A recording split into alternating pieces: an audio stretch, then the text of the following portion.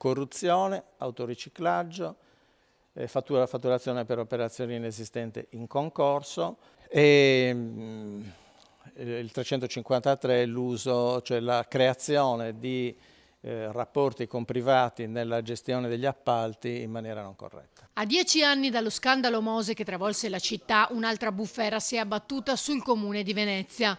Queste le accuse con cui l'assessore alla mobilità e ai trasporti Renato Boraso è stato arrestato e portato in carcere.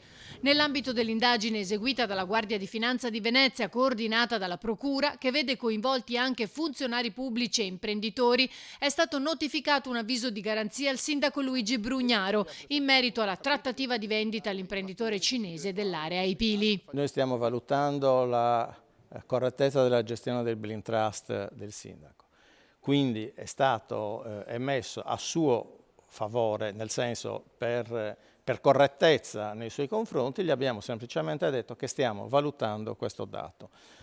Forse poteva anche non essere necessario, però per trasparenza dell'attività della Procura abbiamo ritenuto che, che fosse messo a conoscenza che stiamo valutando, non è necessario, non c'è niente di segreto, per cui abbiamo ritenuto di poterlo fare nonostante non sia stato attinto nemmeno da perquisizioni.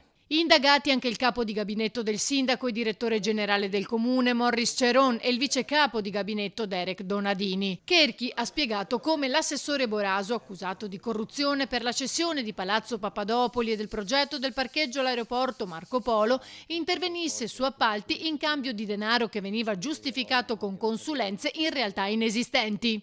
Il succo dell'inchiesta è questo: messa a disposizione di ufficio pubblico a fini privati.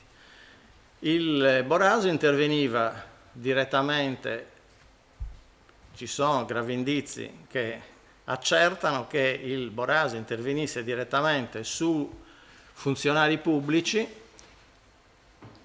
del Comune di Venezia in particolare, che tendenzialmente, anche se c'è qualche eccezione, che tendenzialmente non si opponevano alla richiesta. Boraso è stato portato in carcere questa mattina nel corso dell'operazione eseguita da circa 200 finanzieri per il pericolo di inquinamento delle prove. È risultata una condotta recente con cui l'assessore stava cercando di eliminare documentazione che in qualche maniera potesse essere usata, diciamo così, contro di lui.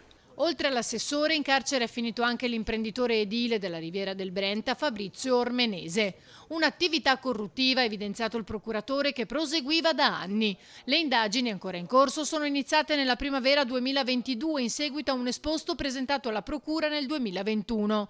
È stato disposto anche un sequestro preventivo di circa 2 milioni di euro. Lo scorso dicembre l'assessore Boraso replicava così dopo il polverone che si era sollevato proprio in merito alla trattativa dei Pili e che parlava di un suo coinvolgimento. Credo che sia praticamente impossibile che il sottoscritto assessore 7 anni fa abbia influito sulla perizia di stima del Palazzo Papadopoli, ma non perché voglio difendermi, basta chiederlo ai 3 funzionari del Comune di Venezia, persone stimate, serie, che hanno curato la perizia giurata di quell'immobile.